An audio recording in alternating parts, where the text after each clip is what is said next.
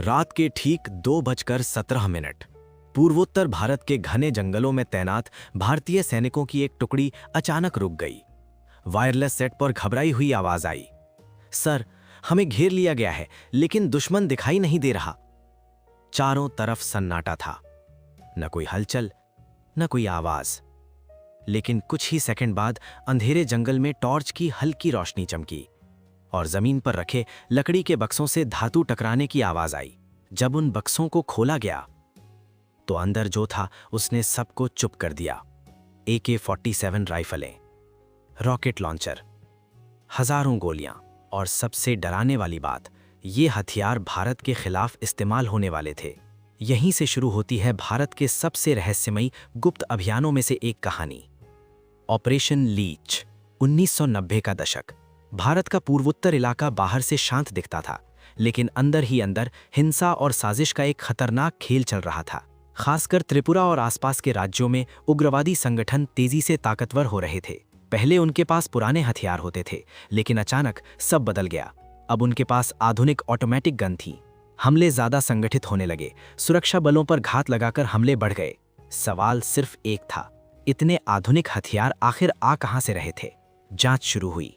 भारतीय खुफिया agency research and analysis wing ने जब अलग अलग घटनाओं को जोड़ना शुरू किया तो एक चौंकाने वाली सच्चाई सामने आई। हथियार सीधे सीमा पार से नहीं आ रहे थे, वे समुद्र के रास्ते दक्षिण पूर्व एशिया से आते, फिर पड़ोसी देश बांग्लादेश के तटीय इलाकों में उतारे जाते और वहां से जंगलों के गुप्त रास्तों से भारत में पहुंचाए जाते।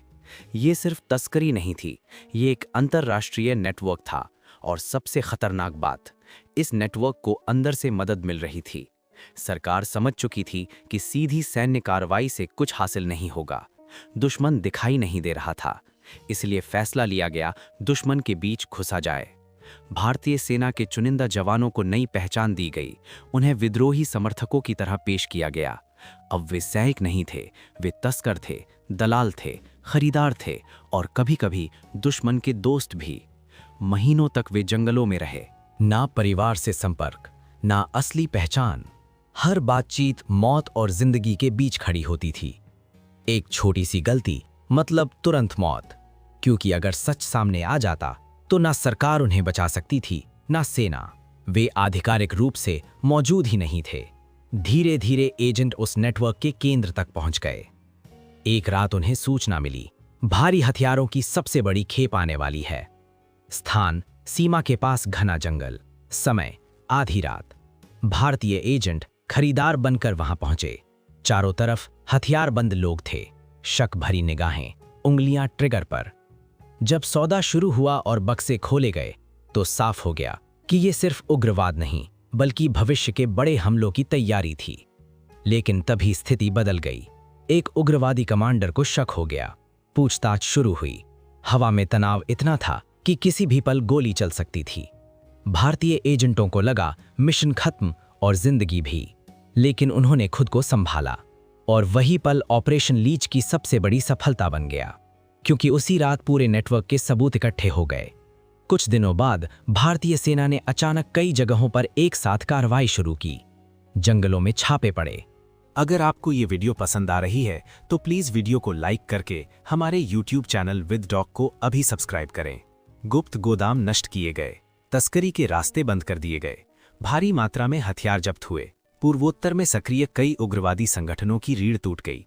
लेकिन सबसे हैरान करने वाली बात यह थी, इस मिशन की खबर सार्वजनिक रूप से बहुत कम सामने आई, क्योंकि जांच में ऐसे नाम भी सामने आए थे जो सिस्टम के भीतर तक जुड़े हुए थे। यानी दुश्मन सिर्फ सीमा पार नहीं था, वो हमारे बीच मौजूद था। ऑपरेशन लीच ने भारत की सुरक्षा रणनीति बदल दी। अब समझ आ चुका था कि आधुनिक युद्ध बंदूकों से कम, जानकारी से ज्यादा जीते जाते हैं। इस मिशन में शामिल कई सैनिक आज भी गुमनाम हैं, न कोई इंटरव्यू, न कोई पहचान। लेकिन अगर वो ऑपरेशन असफल हो जाता तो शायद पूर्वोत्तर भारत की कहानी अलग होती। आज जब हम सुरक्षित घरों में चैन की नींद सोते हैं तो कहीं ना कहीं किसी जंगल में किसी सीमा पर ऐसे ही अनजान ऑपरेशन चल रहे होते हैं, जहां जीत का मतलब प्रसिद्धि नहीं बल्कि गुमनामी होती है। और यही थी भारत के सबसे रहस्यमयी गुप्त अभियानों में से एक, ऑपरेशन लीच की सच्ची कहानी।